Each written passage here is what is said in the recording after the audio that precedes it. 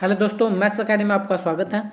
और हमने 10th math की सीरीज को स्टार्ट कर रखा था फाइनल एग्जाम के लिए। वेरी इंपॉर्टेंट क्वेश्चन कर रहे थे जो कि काफ़ी बार एग्जाम में पूछे गए। ये क्वेश्चन काफ़ी बार एग्जाम में 5 नंबर में पूछा हुआ है। चलिए इसको कर लेते हैं। दो पासे को एक साथ फेंका जाता है। इन उन दोनों संख्याओं का योग 8 होने की प्रायिकता यानी प्रोबेबिलिटी, 13 होने की प्रोबेबिलिटी, 12 या छोटी है उसके बराबर होने की प्रोबेबिलिटी हमसे पूछी गई है।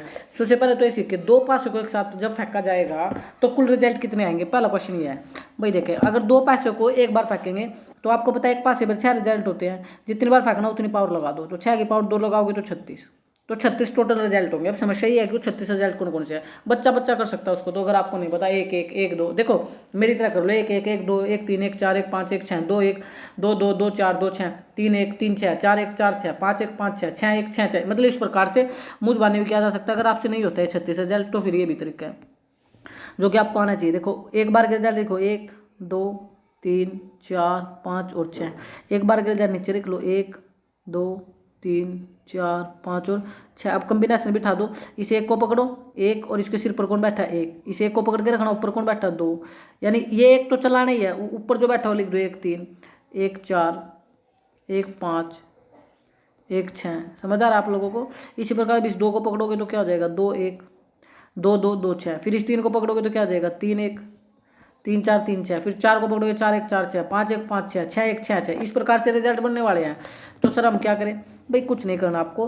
अब आपको सिंपल रिजल्ट पता लग गया सर 1 1 1 2 1 3 1 4 1 5 और 1 6, ये रिजल्ट है। लेकिन वो ये रिजल्ट की प्रोबेबिलिटी नहीं मांग रहा था। ये तो 36 रिजल्ट मैं बना भी दूंगा, आप लोग वैसे बना लोगे। लेकिन देखिए वो क्या मांग रहा है, इन दोनों संख्याओं का योग की बात कर रहा है वो। तो बच्चे को थोड़ा समझदारी दिखानी पड़ेगी, उसको योग करना पड़ेगा। 1 और 1 कितना होता है सर 2, तो ये इसकी बात कर रहा था। 2 और 1 3, 3 और 1 4, 4 और 1 5, 5 और 1 6, 6 और 1 7। ये आ गया पहली लाइन में। अब यहाँ पर आपको पता है 2 1 आएगा, कितना आएगा भाई। जब आप इस रिजल्ट को शुरू करोगे 1 1 के बाद 1 6 आ गया, तो यहाँ पर जो आता है मैं जो कि लिख कर दिखा देता हूँ इसके ऊपर ही बार बार आपको, ताकि आप समझ पाओ कि योग कितना होगा। तो देखिए यहाँ पर आता है आपका 2 1 और लास्ट में वैल्यू आती है 2 6। कितनी आती है आपकी 2 6। तो यहाँ 2 और 1 कितना हो जाता है सर 3, फिर आता 4 5 6 7 8। फिर यहाँ क्या आता, ये लाइन अगर खत्म हो जाती, इसके बाद जो लाइन आपको नजर आती पासे वाली वो आती 3 1। क्या नजर आता आपको 3 1। तो जब 3 1 आएगा तो यहाँ क्या आएगा 3 और 1 4 5 6 7 8 और 9, एक बढ़ेगा। अब देखो 3 3 3 आया 4 4 आया, तो अब आएगा 5 6 7 8 9 10। ठीक है, इस प्रकार से रिजल्ट आ जाते हैं जो कि आपके सामने है। और क्या था, मैं जो बाकी और रिजल्ट आते हैं मैं अब ऊपर लिख रहा हूँ, वही स्पेस नहीं है। तो यहाँ पर ये 5 1 कैसे आया सर, ये रिजल्ट कैसे आया मैं बताता हूँ।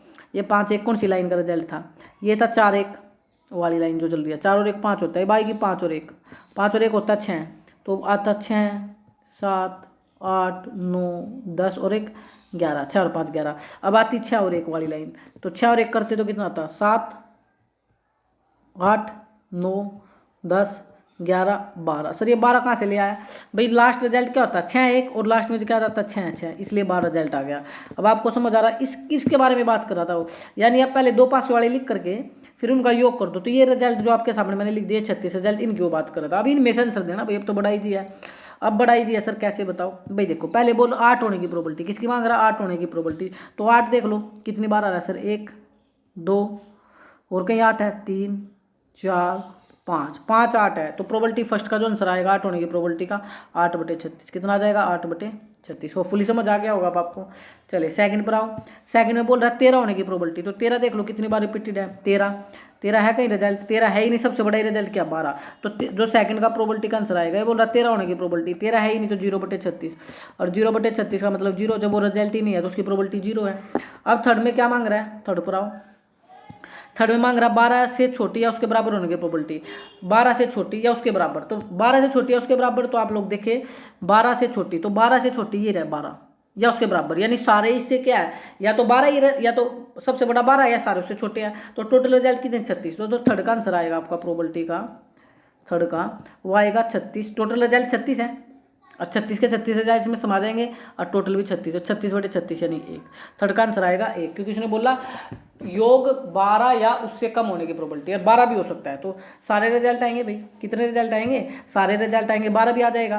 फिर ये भी 11, 10, 9, 8, 7, क्या ये भी सारे 12 से छोटे हैं, सारे 12 से छोटे हैं, तो 36 के 36 रिजल्ट आ जाएंगे।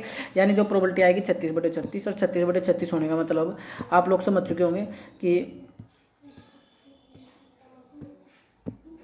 36/36 होने का मतलब 36 आप कैंसिल करोगे तो 1 आएगा रिजल्ट। कितना आएगा, 1 आएगा। होपफुली ये क्वेश्चन आपको समझ आया होगा। जय हिंद, जय भारत।